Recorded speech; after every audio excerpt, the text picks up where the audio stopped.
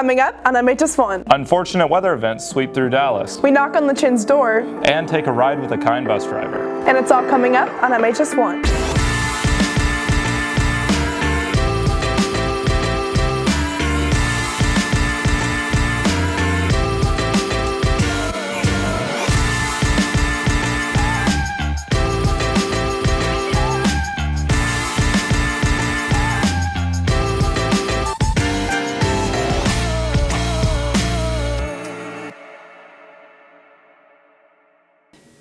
Good morning, McKinney High School. Today is Friday, November 8th. I'm Jack Connolly. And I'm Monica Newland, and you're watching MHS1.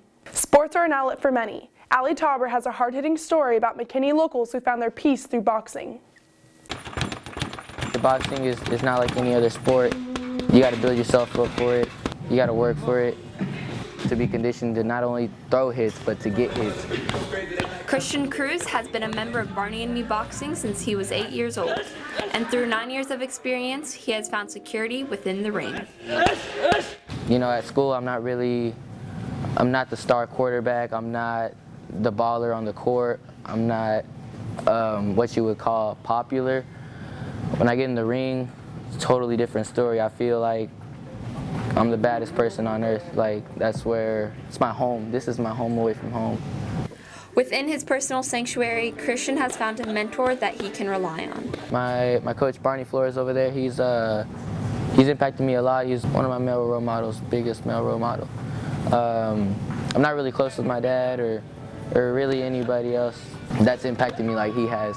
Christian is like my son, and I'll try to do everything I can for him. You know, of course, we get attached to some of these kids that you really got to be in to know what it's all about. Before he entered the ring, Barney was a street fighter. I used to deal drugs, I've been shot at, I've been stabbed, and I thought that was a life. I thought, I mean, you know, that was it, you know. I was in gangs, I went to reform schools as a juvenile. They sent me down there for 3 months. I wound up doing 19 months, 10 days before I ever got out. After that, I asked, what can I do to help you? That's the reason I really got into boxing. You know, boxing's been good to me. It's been good to me. For Christian, Barney's experience taught him more than just how to fight, and hopes others can gain from his mentorship. Let's go, get up! What we want to do is provide an avenue of approach for teens that are having a stressful time, but we want kids that are, you know, they got stuff going on. Everybody has stuff going on, but we want those kids that feel like, you know, they need to let that energy out to come and let it out here where it's appropriate. That bag's not going to hit you back, and if you hit that back, you're not going to go to jail. You know, very, very, very plain and simple. It's like I tell people, you know, you may get in a street fight. Okay, so you beat somebody, but what happens if that kid hits his head on the concrete and you kill him? It's not a fun street fight no more. Now you're getting ready to face murder charges. In the ring, you can put gloves on and hit your opponent all you want to hit him. Because if you get him in a position that he's got to stop, you got a referee there. I had some good kids. I got some that's a police officer, some are firemen, some got their own business, and some of them in prison. You know, I used to cry because I couldn't save every one of them. Boxing really, not just literally, but in other terms, it teaches you to get ready to take a punch. Because life is like boxing. You know, you got things coming from all sorts of places, and you're gonna get punched in the face eventually, whether it's work or school or just anything else, relationships. So boxing, it teaches you to be able to take that hit and keep going forward. If you're interested in joining, contact Barney and Me Boxing Gym at 1207 East Louisiana Street. This has been Allie Tauber reporting for MHS1.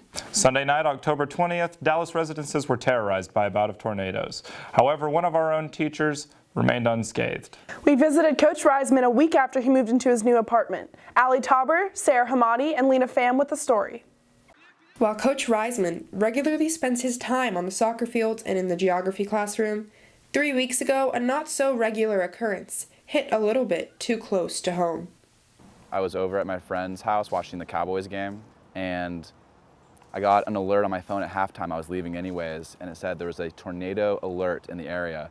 But I was already in my car. I looked up at the sky, and it looked like I was seeing strobe lights. So it was just crazy with all these flashing lightning bolts going off in every direction. But I sped home, well, I went the speed limit home, and then I got home, and right at that moment, the power went out. And it was very quiet. And then suddenly it was very, very loud, and the whole entire building was trembling slightly. And I just knew that this was an actual tornado. I'd never been in one before. Bro, we're in a tornado! We're in a tornado! His apartment complex was in the direct path of the EF3 tornado that passed through Dallas. 10 reported tornadoes swept through DFW on October 20th, and their unexpected occurrence left many wondering what to do. You just don't always think it's going to affect you. You think this is just some standardized outreach message that everyone's going to receive. And so at first, that's what I thought it was. But the minute that I sensed that things were really getting serious, I just tried to keep cool and calm, but like, I didn't hesitate. Like, you have to just move, and I did. Before you knew it, the trembling, the loud, whirring sound had stopped. I waited like 10, 15 more minutes before I stepped outside, and I was greeted by just devastation. The tornado caused destruction and destroyed buildings, even ripping off the entire facade of Coach Reisman's next-door neighbor's apartment. I walked out back, and I took photos of my neighbor. I talked to my neighbor. I mean, her room was exposed, right? Like, she was in a situation where she didn't know if she was gonna be able to sleep in a safe place. I walked outside my apartment door to check on my car, which was covered in a layer of soot and leaves and dirt. I didn't take a picture of my own car because the car next to mine was crushed. But it was a 60-foot tall tree. It's literally one neighbor to one side and one car to the other side, and I was right in the middle. So it really did swirl all around me, and I feel very lucky and grateful that it wasn't more serious. From Dallas, this has been Sarah Humadi, Ali Tauber, and Lena Pham reporting for MHS1. A small gesture can go a long way, especially in the form of a handwritten note. Julia Stryker gives us more. I'm a bus driver for the McKinney School District. I see my bus driving as a mission. I want to model godly behavior. I want to treat them with respect. The biggest thing, I want to create an environment on my bus that's safe for every student. An environment where everybody's important and everybody counts and everybody's life has purpose and meaning. And if I can help them in that pursuit and that realization, that's what I want to do. Inspired by his puggle, Lola, Ed began to give out kind notes with a picture of his dog to help his neighbors and friends as a way to cheer them up as they were going through the roller coaster of life. But after the recent passing of Lola, Ed decided to make it his mission to carry on her legacy by giving the letters to students every Friday. Basically, the idea was that every Friday, as the kids are facing the weekend, they would have something to look forward to. It can be cold, it can be raining, and the kids are standing outside reading those crazy notes. And I mean, none of the kids have really talked to me about it. I've asked a few of them that I've gotten to know, what do you think about these? Are they helpful? Do you think I should keep doing it? And the kids have been encouraging, yeah, I really believe it is. And one young man told me, I've kept every note. So,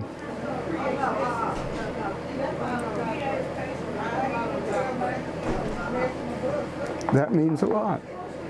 And it's, if I can affect the life of one student, I feel like it's all worthwhile. This has been Julia Osterreicher reporting for MHS1. And now to Zaki Farouz with sports. Thanks, Jack. Unfortunately, varsity volleyball concluded their season last Tuesday with the loss to the McKinney Boy Broncos. Basketball also begins their season tomorrow. But our 5-4 Lions face off against the 3-6 Boyd Broncos tonight at 7 p.m. Make sure to wear gold and to fill out the stands. Now for the hype video by Annika Newland and Noah Kim.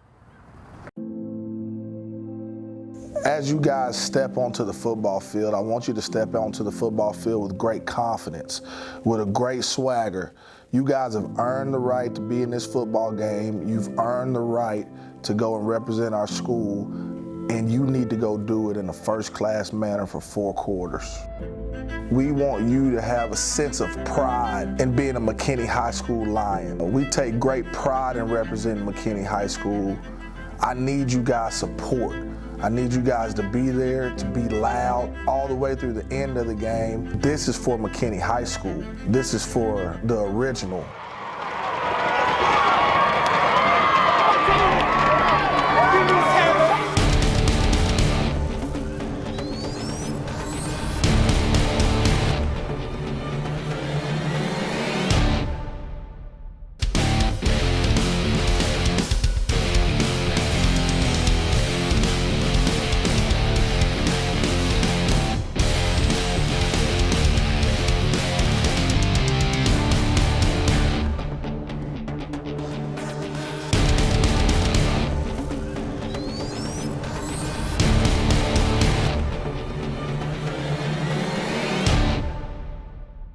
We visited the Chin home this past week and got a spooky surprise upon arrival. Mason Davis and Brylan Schrock with the story. Hi! Hi! Come on in! Welcome to the Chin Casa. My name is Shelby Chin and I teach art and photography. Jason Chin, chemistry and physics. All right, let's go.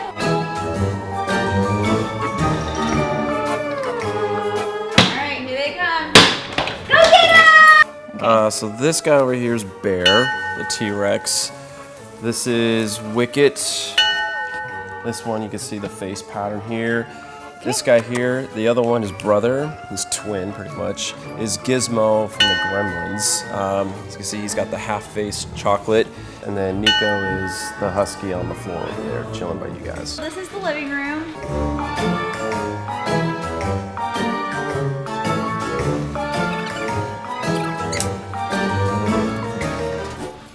So this is pretty much my getaway. I've got the Switch, which the girls and I mess around with, and then the PS4. Sorry, Xbox fans, I'm a PS4 person.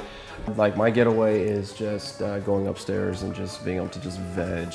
Like after schooler, like you guys, sometimes just play a video game and just sit down and do nothing. He likes to play Madden. That's his game of choice right now. Yeah. Last room is the kitchen. We actually spend quite a bit of time in here. We really like to cook. We cook a lot. I like the kitchen. Like, I'm a huge fan of the kitchen. I like to cook. I like having the space to cook. I'm about functionality, so the way it lays out for us, it's just a great kitchen for us to do all our cooking and stuff in. It is past our bedtime, so I know you guys have been here long enough, so I'm gonna kick you out. So you need to go away. So yes. Get out. Bye. Jason, come say bye. Adios, amigos. Oh my gosh. Make sure to come to the Crosstown Showdown this Friday at 7. Come see McKinney High emerge triumphant for the 2nd year in a row. And don't forget to follow us on Twitter at Mainstream News. And remember, if it's news and it's at McKinney High School, it's MHS1.